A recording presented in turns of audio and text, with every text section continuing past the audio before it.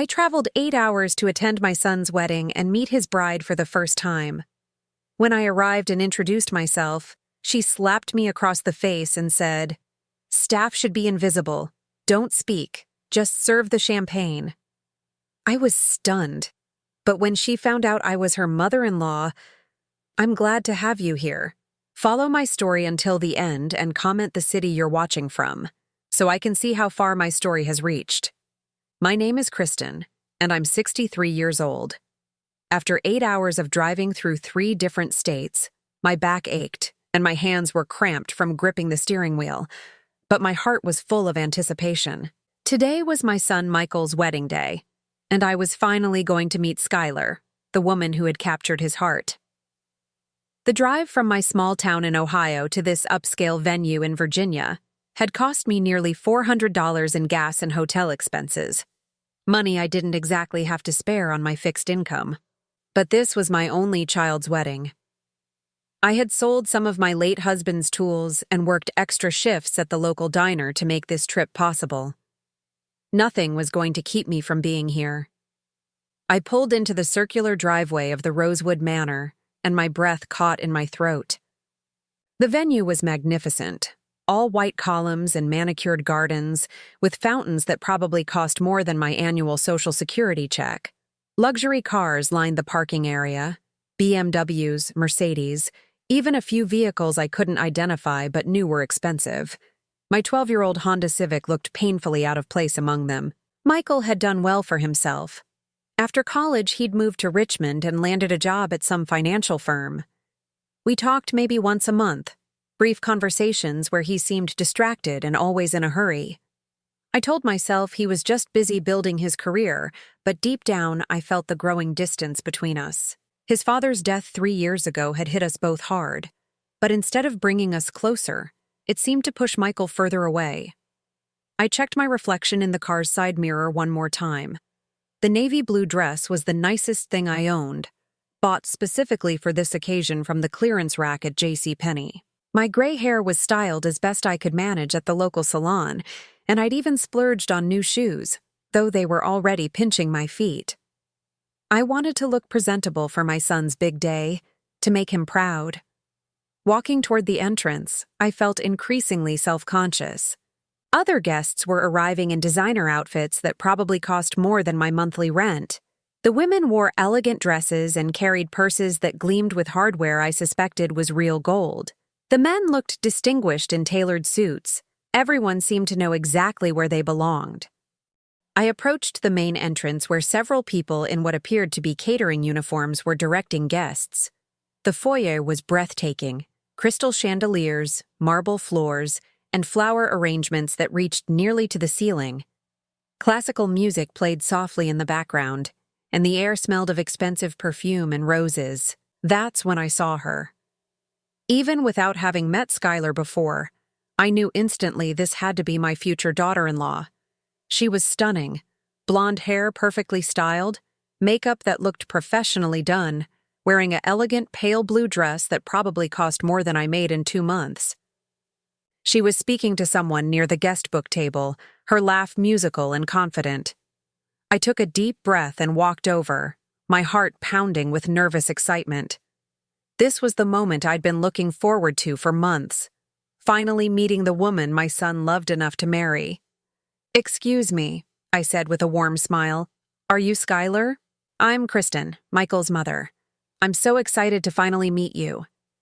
She turned toward me, and for a split second, I saw something flicker across her face. Surprise, maybe, or confusion. Then her expression shifted to something I couldn't quite read.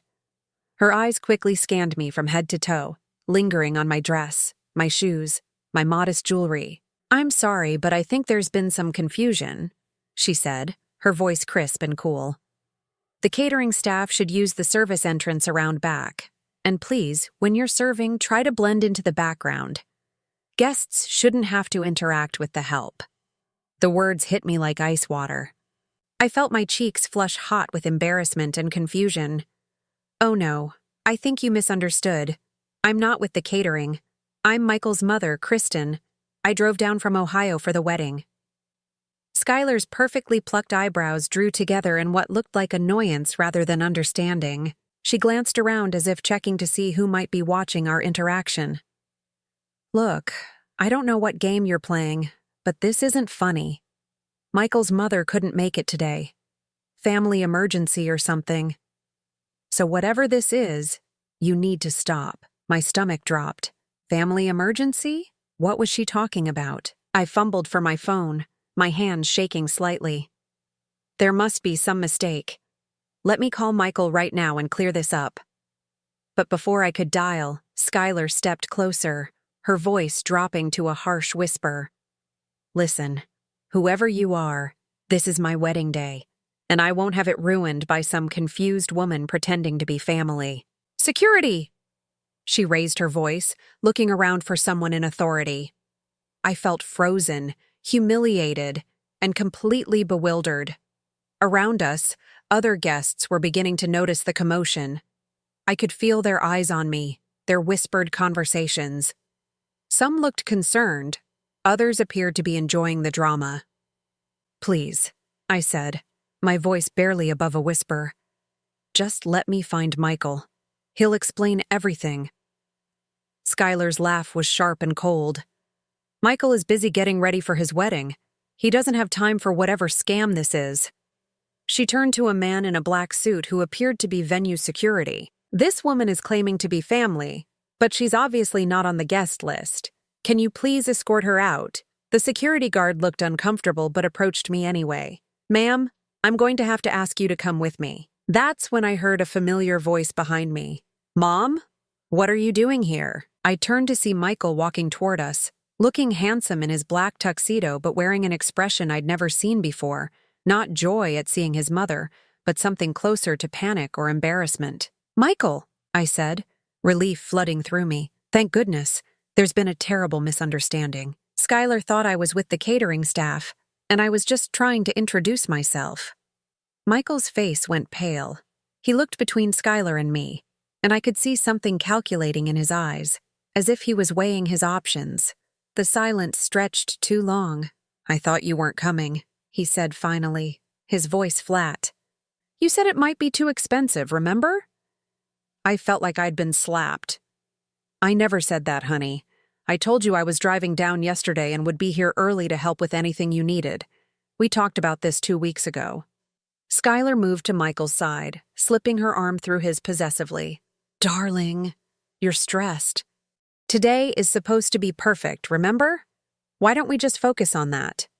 Michael nodded, still not quite meeting my eyes. "Right. Mom, maybe you should. Maybe you should just find your seat. The ceremony starts soon." Find my seat. No hug, no introduction of his bride to his mother, no explanation for why Skylar had treated me like hired help. Just find my seat and disappear. As I stood there in that beautiful foyer, surrounded by the elegant guests and crystal chandeliers, I realized that something fundamental had shifted in my relationship with my son. This wasn't just a misunderstanding or wedding day nerves. This was something much deeper, much more troubling. But the worst part wasn't even Skylar's mistake or Michael's cold response. The worst part was the growing certainty that none of this had been an accident at all. The ceremony was set to begin in 30 minutes, and I wandered through the venue trying to locate where I was supposed to sit.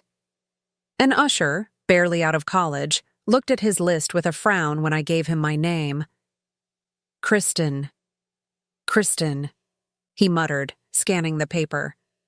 "Oh, here you are. You're in the back section, row 12, seat 14. Row 12. In a wedding with maybe 8 rows of chairs on each side, they had placed the groom's mother in the very back. I followed the usher down the aisle, past elegant guests chatting quietly among themselves, past the reserved sections marked with small, elegant signs reading Family of the Bride and Family of the Groom. But row 12 wasn't marked as family seating. It was where they put the plus ones, the distant acquaintances, the people who had to be invited but weren't really wanted. I took my seat between an elderly man who appeared to be someone's great uncle and a woman about my age who introduced herself as Skylar's former college roommate. She was friendly enough, making small talk about the beautiful venue and how lovely Skylar looked. "How do you know the couple?" she asked pleasantly. "I'm Michael's mother," I said, trying to keep my voice steady. Her face showed genuine surprise. "Oh, I'm so sorry. I had no idea. I just assumed. Well, usually the parents sit up front." I forced a smile. "Special circumstances today, I guess." From my distant vantage point, I could see the front rows filling up. Skylar's parents were being seated in the front row on the bride's side. Her mother in an elegant cream-colored suit that probably cost more than my car payment. Her father distinguished in what was clearly an expensive tailored tuxedo. They were followed by what appeared to be siblings, grandparents, and other close family members. On the groom's side, the front row remained conspicuously empty, except for one couple I didn't recognize. The second row had a few people who looked like they might be Michael's college friends or work colleagues, but no family. Because I was the only family Michael had left, and I was sitting in row 12. The ceremony began, and I tried to focus on the joy of the moment. Michael looked handsome standing at the altar, though even from this distance I could see the tension in his shoulders. When Skylar appeared at the back of the aisle in her stunning white gown, there was an audible gasp from the guests. She was truly beautiful, gliding down the aisle with perfect composure. But as I watched my son's face, I didn't see the look of a man overwhelmed with love and joy. Instead, he looked nervous, almost anxious, glancing frequently at the bride's family in the front row as if seeking approval. During the vows, which they had apparently written themselves, Skylar spoke eloquently about choosing family based on shared values and aspirations, and surrounding ourselves with people who elevate us to our highest potential. The words were lovely, but something about the way she emphasized choosing family while looking directly at her parents made my chest tighten. Michael's vows were shorter, more traditional, focusing on love and commitment. But when he mentioned family, he spoke only in future tense, about the family they would build together, the children they hoped to have. Nothing about the family he already had. Nothing about the woman who had raised him alone after his father died. Nothing about the sacrifices that had gotten him to this moment. After the ceremony, during the cocktail hour, I tried to mingle with the other guests. Most were polite but distant when they learned I was Michael's mother, and I began to understand why. Conversations would die awkward, silences would follow, and people would excuse themselves to refill their drinks or find someone else to talk to. It was during one of these painful exchanges that I overheard a conversation that made everything crystal clear. I was standing near the bar, nursing a glass of water I couldn't afford to replace with wine, when I heard Skylar's voice behind me. She was talking to a small group of women, her voice carrying that musical laugh I'd heard earlier. "Oh, you're so sweet to ask about Michael's family," she was saying. "It's actually quite sad. His mother is. Well, let's just say she's a bit troubled. Drinks too much, always causing drama. We thought it was best if she didn't attend today." My blood ran cold. I turned slightly, careful not to make it obvious I was listening. One of the women made a sympathetic noise. "How difficult for Michael. It must be hard to have a mother like that." "It really is," Skylar continued, her voice dripping with false sympathy. "He's worked so hard to build a better life for himself, to rise above his background. My family has really taken him in as one of our own. We're the family he deserves now." Another woman chimed in. "Well, he certainly seems to fit right in with your crowd. You'd never know he came from, well, different circumstances." "Exactly," Skylar said. "That's what I love about him. He has such potential when he's surrounded by the right influences. My father is already talking about bringing him into the family business. With the right guidance, he could really make something of himself." I felt sick to my stomach. Not only had she told people I was too troubled to attend my own son's wedding, but she was painting my son as some kind of charity case who needed saving from his lowly background. The son I had worked 3 jobs to put through college, who had grown up in a loving home despite our financial struggles, who had been raised with values of hard work and integrity. The conversation continued, but I couldn't bear to hear any more. I walked away on unsteady legs, finding a quiet corner where I could try to process what I'd just learned. Everything started to make sense now. Michael's growing distance over the past year, his vague answers about wedding plans, his failure to include me in any of the preparations. Skylar hadn't made a mistake when she treated me like catering staff. She had deliberately created a narrative where I didn't exist as his mother, where I was an embarrassment to be hidden away, and Michael had let her. As I stood there in my clearance rack dress, surrounded by people who had been told I was too troubled to attend my own son's wedding, I felt something inside me break. Not just my heart, though that was certainly shattered. It was something deeper. My sense of who I was, my place in my son's life, my belief that love and family meant something unshakable. The reception was starting, and guests were being directed into the main ballroom. I followed along numbly, wondering if I should just leave. But where would I go? I had spent almost all my money getting here, and my hotel room was paid for through tomorrow. As we entered the ballroom, I saw the seating chart displayed on an elegant easel. I found my name again. Table 9, in the far corner of the room, with people I'd never met. Michael and Skylar's table was at the front, surrounded by family and close friends who clearly adored them. I made my way to table 9 and introduced myself to my table mates. They were pleasant enough, a mix of Skylar's distant relatives and Michael's work acquaintances. But as the evening progressed, it became clear that none of them knew who I really was to Michael. To them, I was just another guest, someone's plus one perhaps, certainly no one important. The real moment of truth came during the toasts. Skylar's father spoke eloquently about welcoming Michael into their family, about how proud they were to have such a fine young man as a son-in-law. He mentioned taking Michael under his wing, helping him navigate the business world, treating him like the son he'd never had. Then Michael stood to give his own toast. He thanked Skylar's parents for their love and support, for accepting him into their family, for showing him what a real family could be. He spoke about Skylar saving him from a life of mediocrity, about how she had inspired him to become the man he was meant to be. Not once did he mention me. Not once did he acknowledge the woman who had sacrificed everything to raise him, who had worked herself to exhaustion to give him opportunities, who had loved him unconditionally through every stage of his life. As I sat at table 9, forgotten and invisible, I realized that I hadn't just lost my place at my son's wedding. I had lost my son entirely. But what hurt most of all was the growing certainty that this hadn't happened overnight. This had been planned, orchestrated, carefully executed over months or maybe even years, and my son, the boy I had raised to be honest and kind, had been a willing participant in erasing me from his life. The reception was in full swing when I decided I couldn't just sit at table 9 any longer, watching my son's new life unfold without me. The band was playing something jazzy and sophisticated, couples were dancing, and laughter echoed throughout the elegant ballroom. Everyone seemed to be having the time of their lives while I felt like a ghost haunting someone else's celebration. I noticed that some of the older guests at nearby tables had empty champagne glasses, and the servers seemed overwhelmed with the crowd. Growing up poor had taught me to always help when I could, and old habits die hard. Without thinking, I stood up and began collecting empty glasses from a few tables near mine, thinking I could save the busy staff a trip.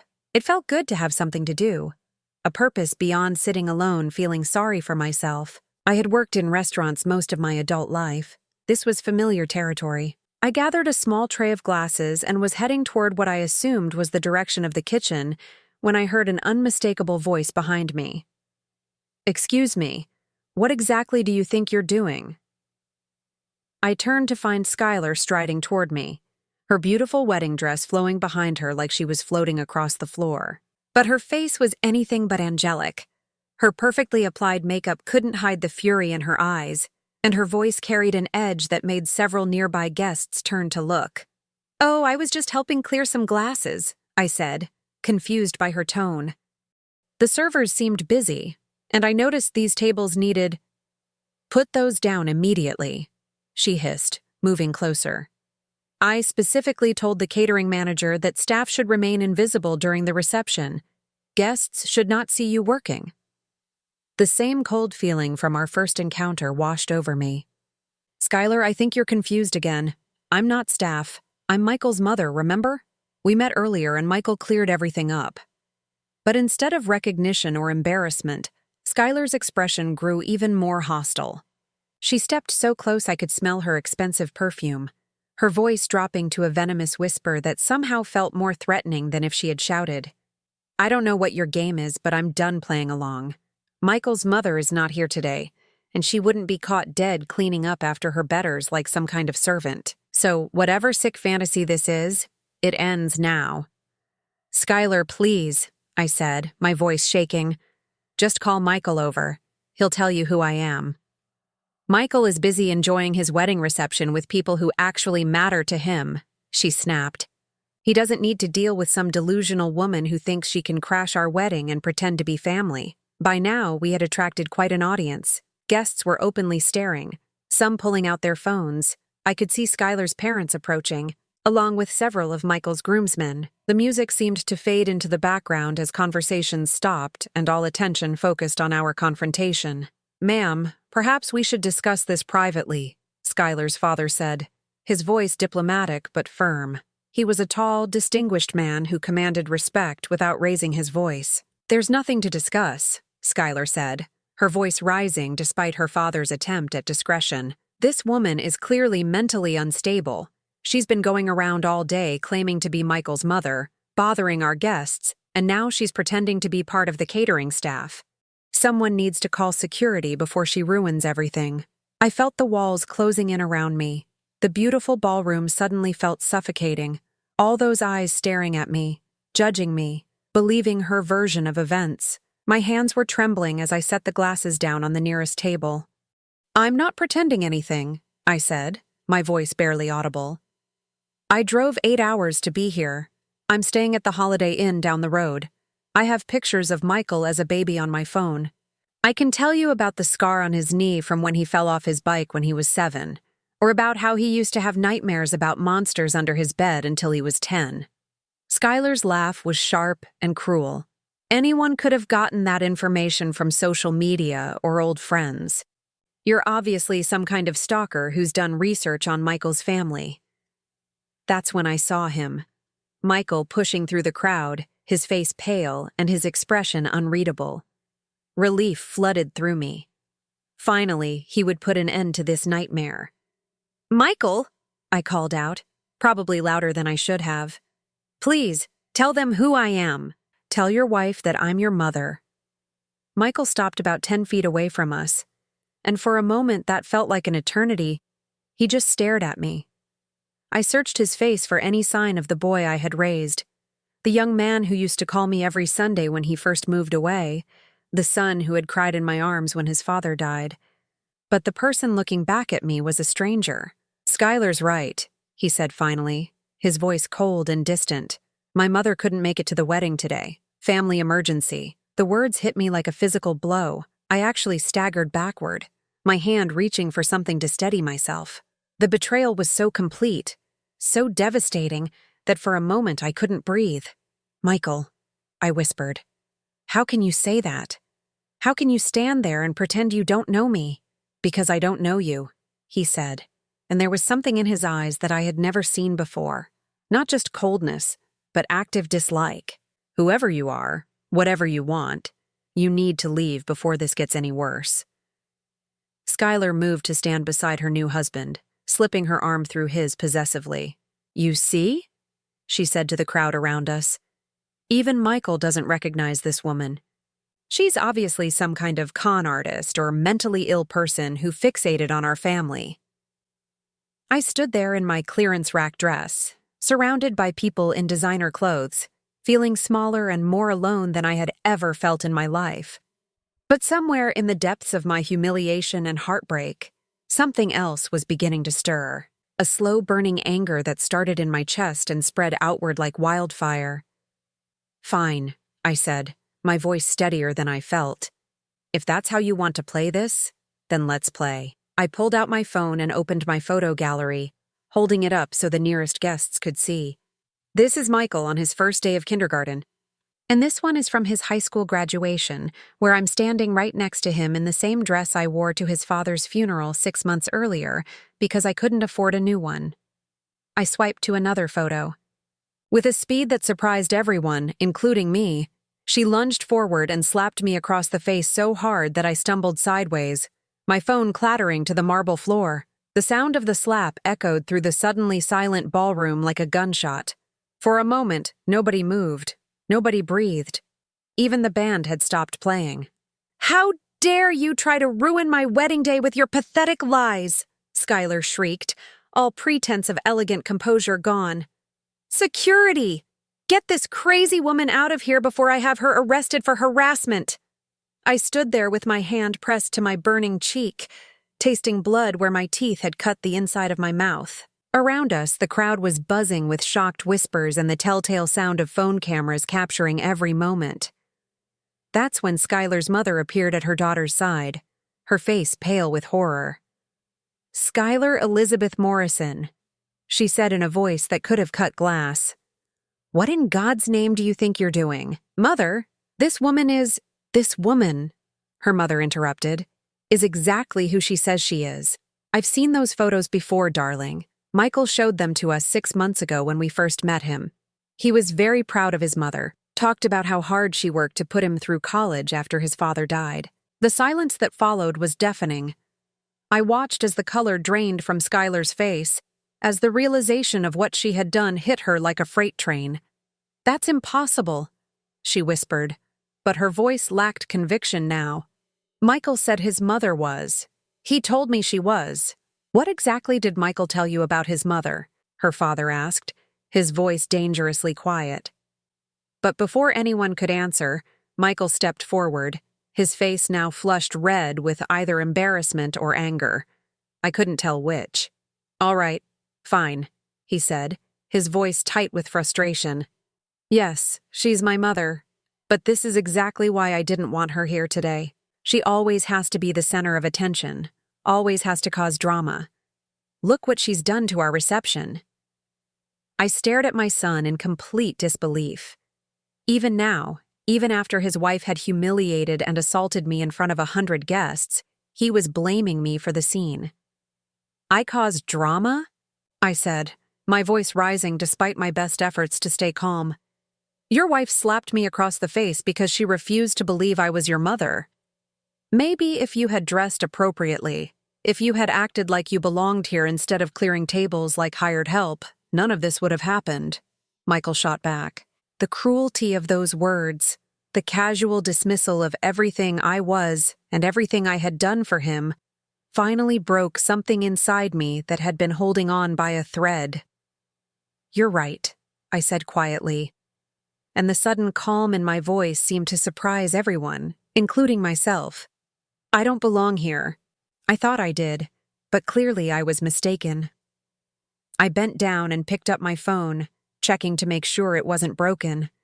Then I looked around at all the faces staring at me.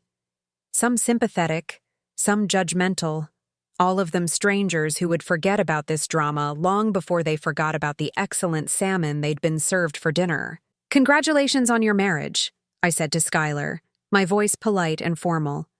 "I hope you both get exactly what you deserve." Then I turned and walked toward the exit, my head held high despite the burning in my cheek and the shattered pieces of my heart scattered across that marble floor.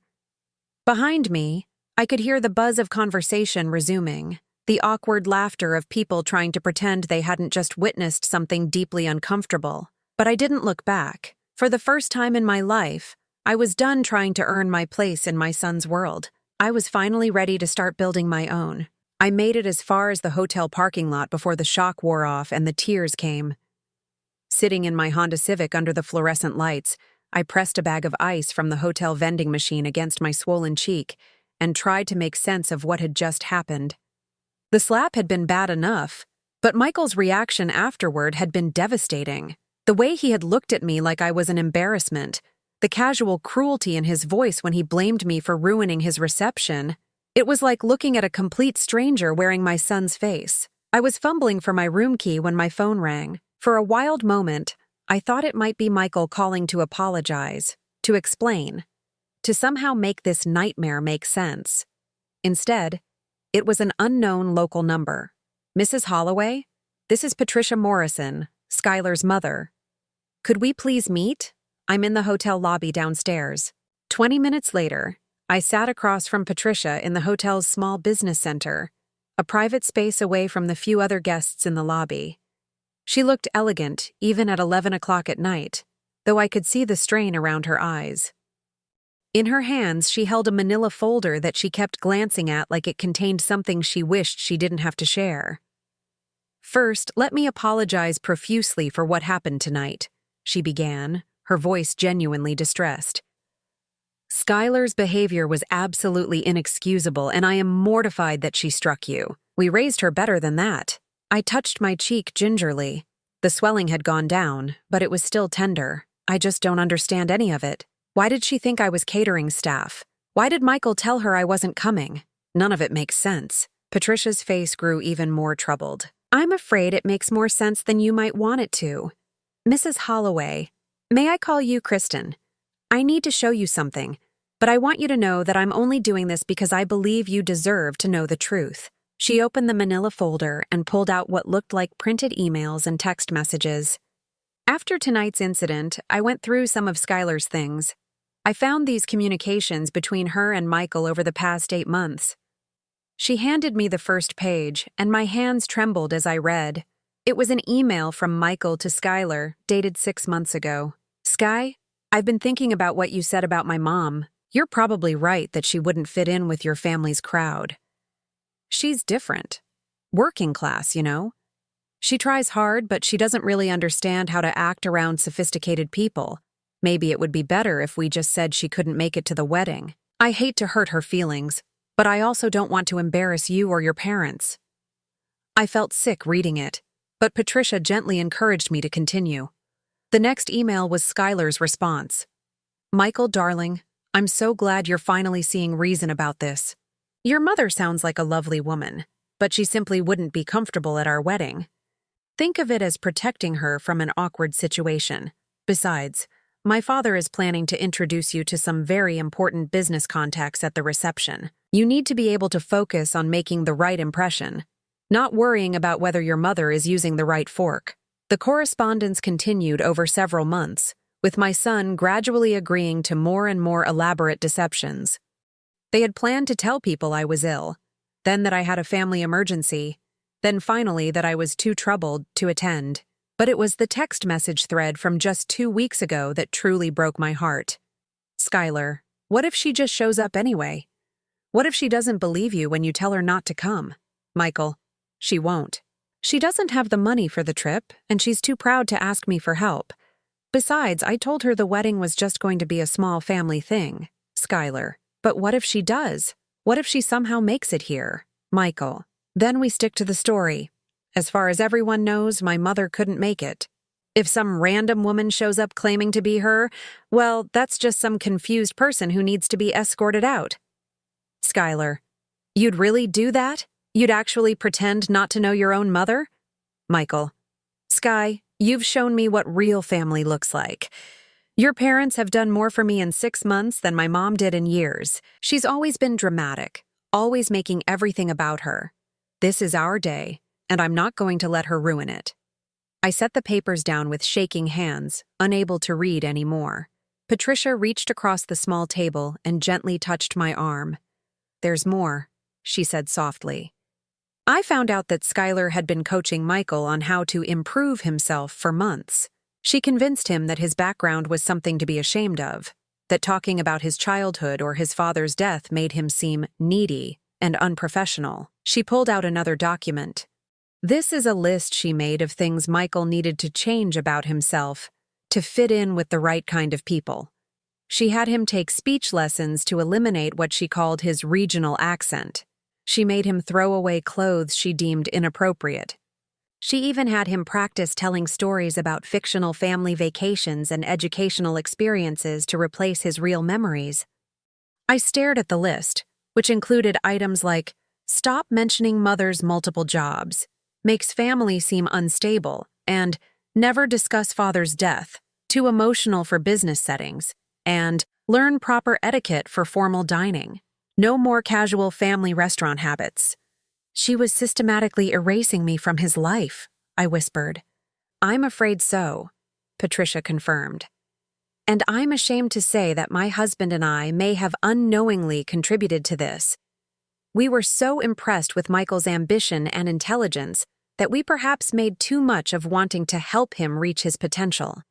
We meant well, but looking at these documents, I can see how our enthusiasm might have been interpreted as conditional acceptance. She pulled out one final email, this one more recent. Michael, darling, you've come so far from where you started.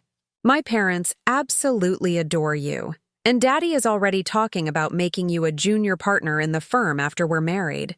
You're going to be everything you were meant to be, everything your background tried to prevent you from becoming. I'm so proud of how you've risen above your origins. Origins, I repeated bitterly, like I was some kind of obstacle he had to overcome instead of the person who loved him unconditionally his entire life. Patricia looked genuinely pained. Kristen, I want you to know that this isn't how we raised Skylar. I appreciated her words, but they couldn't undo the damage. So Michael has been planning this deception for months. He looked me in the eye 2 weeks ago when I called to confirm my travel plans, and he lied to me. He let me spend money I couldn't afford, drive 8 hours, walk into that wedding thinking I was going to meet my new daughter-in-law, all while knowing exactly what was going to happen. I believe so, yes. The full magnitude of the betrayal hit me then. This hadn't been a misunderstanding or wedding day stress, or even just Skylar's snobbery. This had been a calculated, methodical erasure of my existence from my son's life. He had chosen to sacrifice our relationship for the promise of wealth and social status. There's something else, Patricia said hesitantly. I don't know if you're aware, but Michael has been telling people that his father was an attorney who died in a car accident. He's been claiming that he grew up in a 2-story house in a nice suburb and that his mother was a homemaker who volunteers for charity. I laughed bitterly. His father was a mechanic who died of a heart attack at 52. We lived in a rental duplex, and I worked 3 jobs just to keep the lights on. There was no volunteering for charity because I was too busy trying to survive. I'm so sorry, Kristen. We sat in silence for a few minutes while I tried to process everything I'd learned. Finally, I looked up at Patricia, who was watching me with genuine concern. Why are you showing me this? I asked. Skylar is your daughter. Michael is your new son-in-law. Why are you betraying their confidence to show me these documents? Patricia's expression hardened slightly. Because what they did tonight was cruel and unforgivable. Because my daughter struck another woman at her own wedding reception, and my new son-in-law stood by and watched it happen. Because I've seen enough manipulation in my lifetime to recognize it, and I won't be party to it. She leaned forward, her voice intense. And because I have a feeling that Skylar's treatment of you tonight is just the beginning. If she could convince Michael to erase his own mother from his life, what else might she convince him to do?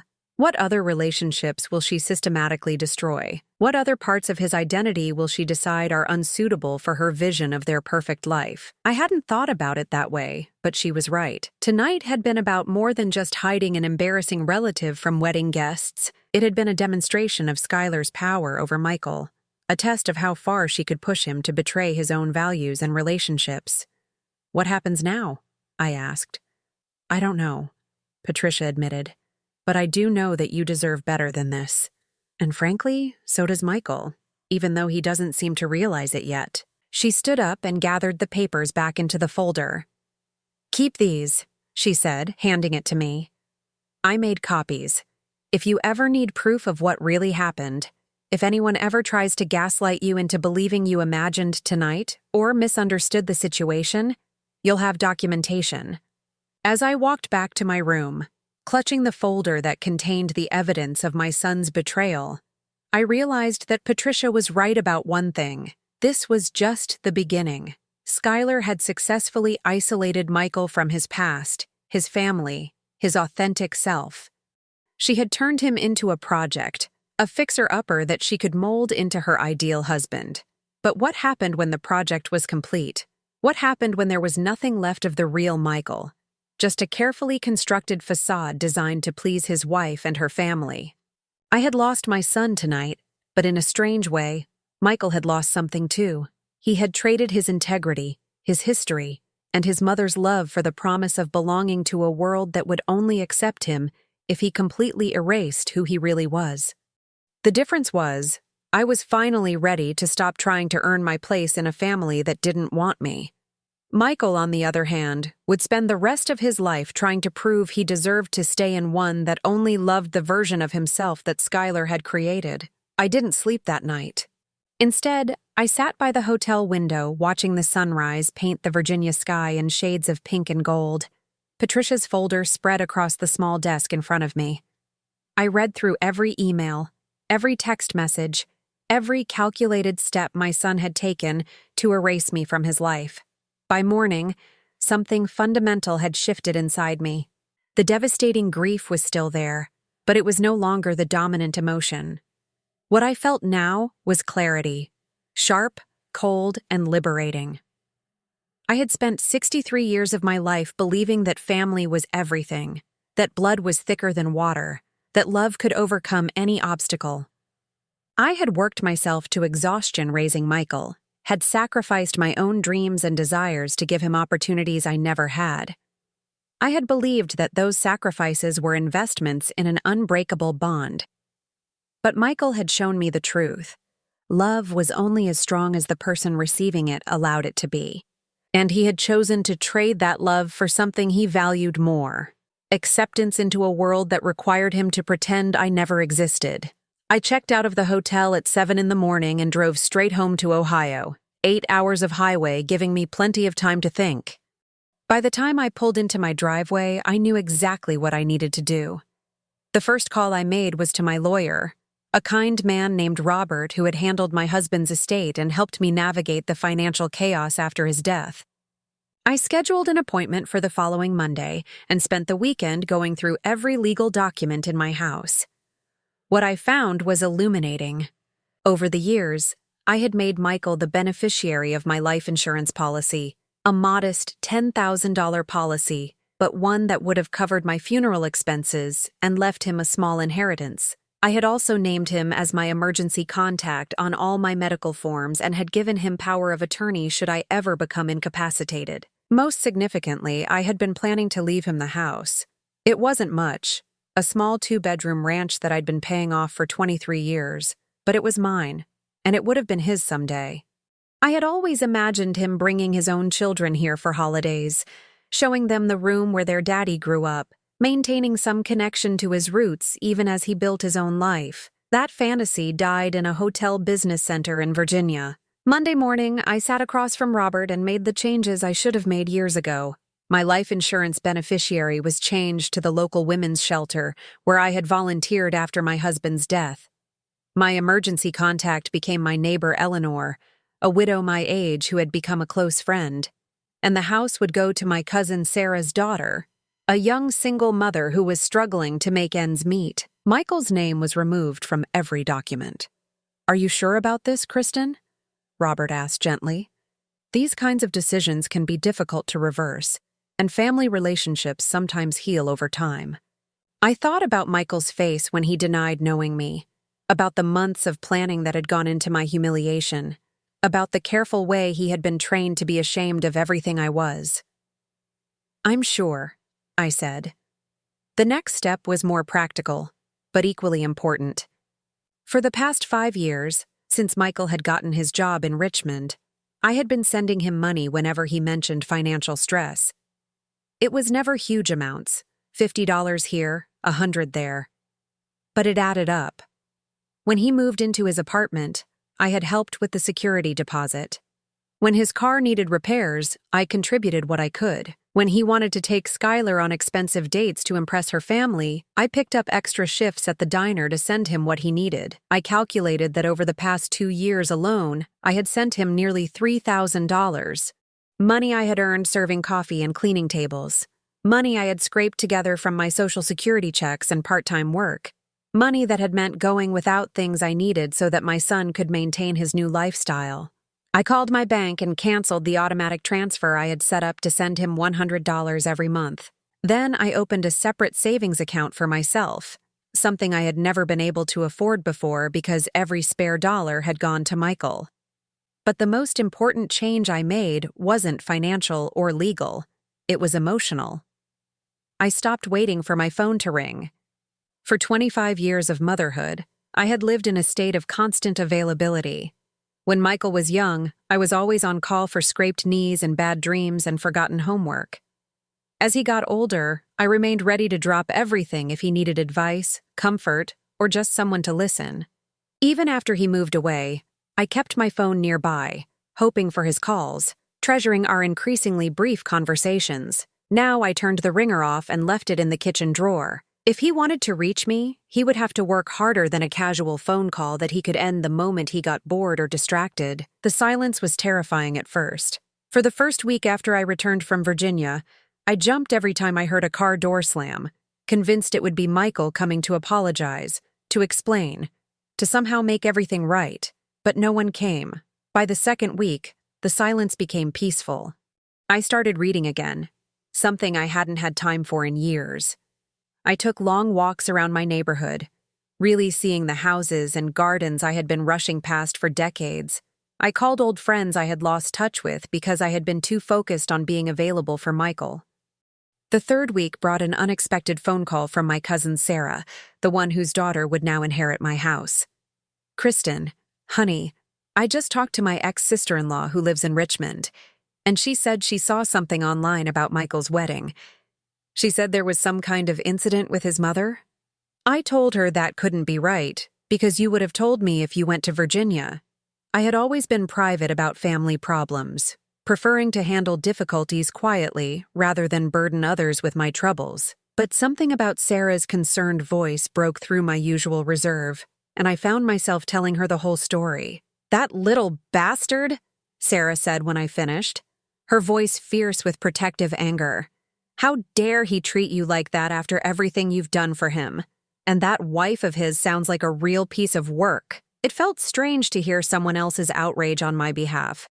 For so long, I had internalized the idea that Michael's growing distance was somehow my fault, that I wasn't sophisticated enough or successful enough to deserve a place in his new life. "You know what you need?" Sarah continued. "You need to come visit me in Florida. When was the last time you took a real vacation?" I couldn't remember. Vacations had been one of the many luxuries I had sacrificed to support Michael's education and lifestyle. Even long weekends felt selfish when there was always something he needed, or some bill that required attention. "I can't afford—" I started automatically. "Bullshit," Sarah interrupted. "You're not sending money to Michael anymore, right? So take that $100 you were mailing him every month and put it toward a plane ticket. I've got a spare bedroom and a pool, and it's 80 degrees here while you're probably freezing your ass off in Ohio." That conversation planted a seed that grew over the following days. For the first time in decades, I started thinking about what I wanted instead of what other people needed from me. I wanted to see the ocean again, something I hadn't done since my honeymoon 35 years ago. I wanted to eat dinner at 6 o'clock instead of rushing to the diner for the evening shift. I wanted to wake up in the morning without immediately thinking about who might need something from me. Most of all, I wanted to stop feeling guilty for taking up space in the world. I gave my 2 weeks' notice at the diner. My manager was surprised. I had been one of their most reliable employees for 8 years, but she understood when I explained that I wanted to try something different while I was still healthy enough to enjoy it. "You know, Kristen," she said thoughtfully, "you've always been good with people. Have you ever thought about doing something where you could use those skills differently? Maybe something that doesn't involve being on your feet for 8 hours a day?" The question stayed with me as I finished out my final shifts. What did I want to do with the rest of my life? For so long, my identity had been defined by being Michael's mother, by working multiple jobs to support his dreams, by sacrificing my own ambitions for his success. But Michael didn't want to be my son anymore. So who was I now? The answer came to me gradually as I spent my last week at the diner really observing my coworkers and customers. I watched Maria, a young single mother, struggle to balance her shifts with her son's school schedule. I listened to Frank, an elderly regular, talk about how lonely he was since his wife died. I saw how Sharon, one of the other waitresses, lit up when customers asked about her night school classes. These people had stories, dreams, struggles that went far beyond the coffee and pie I served them. And I had always been good at listening, at offering comfort, at making people feel seen and valued. Maybe it was time to use those skills in a different way. On my last day at the diner, I did something I had never done before. I ate my lunch at the counter instead of rushing through it in the break room. I sat there like a customer, looking around at the place that had been my second home for 8 years, thinking about all the conversations I had heard, all the small kindnesses I had witnessed, all the human connections that happened over shared meals. That's when I realized what I wanted to do next. I wanted to create a place where those connections could happen intentionally, where people who felt invisible or forgotten could come and be seen. Not a business exactly, but something more meaningful. A space where community could grow naturally, where everyone's story mattered. For the first time since that terrible night in Virginia, I felt genuinely excited about the future, not because I was running away from my pain, but because I was finally running toward something that was entirely my own. Michael had chosen his path. Now it was time for me to choose mine. 2 years passed before Michael came back into my life, and when he did, I almost didn't recognize the man standing on my front porch. It was a Thursday afternoon in late September. I had just returned from my weekly pottery class, something I had discovered I loved during my 3-month stay with Sarah in Florida. When I found him sitting in his car in my driveway, he looked thinner than I remembered, older somehow, despite only being 31. His expensive suit was wrinkled, and there were dark circles under his eyes that spoke of sleepless nights and stress. I took my time gathering my pottery supplies from the back seat, giving myself a moment to process this unexpected appearance. 2 years of silence, and now he was here without warning, without permission, acting as if he had the right to simply show up in my life whenever convenient.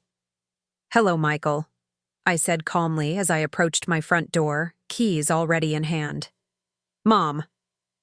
His voice cracked slightly on the word, and I could see him struggling to maintain his composure. "Can we talk? Please?" I unlocked my door and stepped inside, leaving it open behind me. Not an invitation, exactly, but not a rejection either. He followed me into the living room that he had once known so well, but now surveyed like a stranger trying to get his bearings. The house had changed significantly since his last visit 3 years ago. Gone were the faded family photos that had once crowded every surface, replaced by artwork I had collected during my travels and pieces I had created in my pottery classes.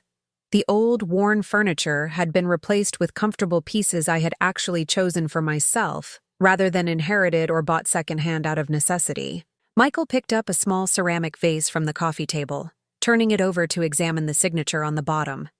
"You made this?" I did. I settled into my favorite armchair, a beautiful sage green piece I had splurged on during my second trip to visit Sarah, and waited for him to explain why he was here. He set the vase down carefully and perched on the edge of the sofa, his hands clasped tightly in his lap. "Mom, I need to tell you something. Skylar and we're getting divorced." I felt nothing. No satisfaction, no vindication, no maternal urge to comfort him. Just a mild curiosity about why he thought this news would matter to me. "I'm sorry to hear that," I said, and I was surprised to realize I actually meant it. Not because I wanted them to stay together, but because divorce was always painful, always represented the death of dreams and hopes. "It's been over for months, really," he continued, his voice getting stronger as he warmed to his subject. God, Mom, she was controlling everything. Who I could talk to, where we could go, what I could wear. She had opinions about everything, and if I disagreed with her, she would just shut down. Give me the silent treatment until I apologized and did things her way. I listened without comment, recognizing the irony of my son complaining about being controlled by someone whose control he had actively sought and embraced when it meant elevating his social status. "The worst part," he said, his voice dropping to almost a whisper, "was how she talked about you. Even after we were married, she would bring up that night at the wedding and laugh about it. She thought it was funny that she had slapped you, that she had humiliated you in front of all those people. She said it proved that you were weak, that you didn't fight back. Now I felt something. A cold, clean anger that settled in my chest like ice. And what did you say when she talked about that night? Michael's face flushed red. I told her she was wrong. I told her you weren't weak. But you didn't defend me at the time. It wasn't a question. No, he whispered. I didn't. We sat in silence for several minutes. Michael kept glancing around the room, his eyes lingering on the changes, the evidence of a life being lived without him. Finally, he cleared his throat and leaned forward. Mom, I came here to apologize. I know what I did was wrong. I know I hurt you, and I'm sorry. I was stupid and selfish, and I got caught up in wanting to impress her family, I thought. I thought if I could just be the person they wanted me to be, everything would be perfect. I studied his face, looking for signs of genuine understanding rather than just regret over consequences. And how did that work out for you? His laugh was bitter. It didn't. They never really accepted me. Not really. I was always performing, always trying to prove I belonged. And in the end, when Skylar's father's business started having problems and they couldn't offer me that partnership anymore, suddenly I wasn't so impressive.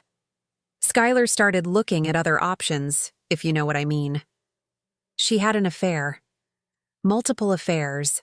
She said I had gotten boring and that she deserved someone who could keep up with her lifestyle. The divorce lawyer said she had been planning this for at least 6 months, maybe longer. She took half of everything, including money I had invested based on her father's advice. He rubbed his face with both hands. I lost my job too.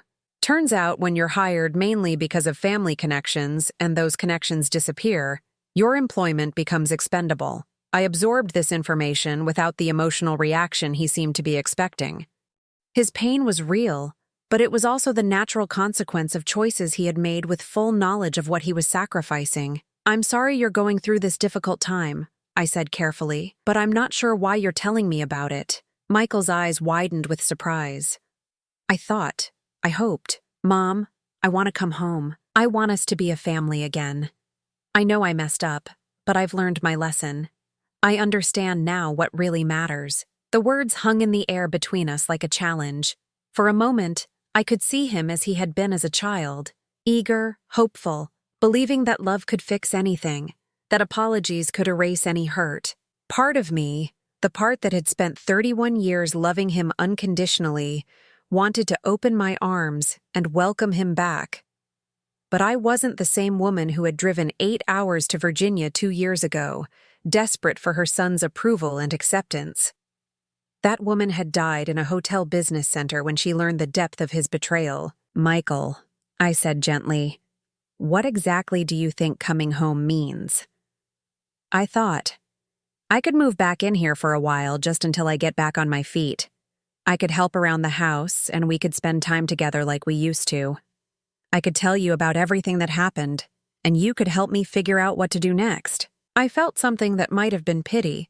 He was 31 years old, but in this moment, he sounded like a teenager who had gotten in over his head and wanted his mother to rescue him from the consequences of his actions. And then what? I asked. When you get back on your feet, when you meet someone new, when the next opportunity comes along that requires you to distance yourself from your embarrassing background, what happens then? That won't happen again, he said quickly. I promise. I know better now. Do you? I leaned back in my chair, studying him. Michael, do you know what I've been doing for the past 2 years? He shook his head, looking confused by the change of subject. I've been living, I said simply. For the first time in my adult life, I've been making decisions based on what I want instead of what other people need from me. I've traveled to places I always wanted to see. I've taken classes in things that interest me. I've made friends who value me for who I am right now, not for what I can do for them. I gestured around the room. This house has become my sanctuary instead of just the place where I sleep between jobs. I wake up in the morning excited about my day instead of exhausted before it even begins. I've discovered that I'm actually quite good at pottery, and I've been thinking about selling some pieces at the local art fair. Michael looked uncomfortable, as if this recitation of my independence was somehow threatening to him. That's great, Mom, really. But don't you think it would be even better if we could share that? If we could be a real family again? We were never a real family, Michael. We were a mother and son who cared about each other. But even before Skylar came along, you were already pulling away. You were already embarrassed by where you came from, already looking for something better than what I could provide. His face crumpled. That's not true. I love you. I believe you do, in your way. But love isn't enough if it comes with conditions. If it disappears the moment it becomes inconvenient or socially awkward. I stood up and walked to the window, looking out at the garden I had planted last spring. You chose Skylar's version of family over me because it offered you something you wanted more than my unconditional love, and that's your right. But it's also my right to choose not to be available as a backup plan when your first choice doesn't work out. So that's it? His voice rose with panic and anger. You're just going to throw away 31 years because I made one mistake? I turned back to face him, and I could see he was finally beginning to understand that this wasn't going to go the way he had imagined. Michael, you didn't make one mistake. You made a series of calculated decisions over many months. You chose to lie to me about the wedding plans. You chose to tell people I was too troubled to attend. You chose to let your wife humiliate me publicly and then blame me for the scene she created. And you chose to prioritize your social climbing over our relationship. I moved toward the front door, a clear signal that this conversation was ending. Most importantly, you chose to let me believe for 2 years that I was the problem, that I was somehow inadequate as a mother, that my love wasn't worth preserving. Do you have any idea how much therapy it took for me to stop believing that? He followed me to the door, his composure finally cracking completely. Please, Mom. I don't have anywhere else to go. I've lost everything. No, I said firmly, opening the door and stepping aside. You didn't lose everything. You traded it. You traded your integrity, your family, your authentic self for the promise of a life that was never really yours to begin with.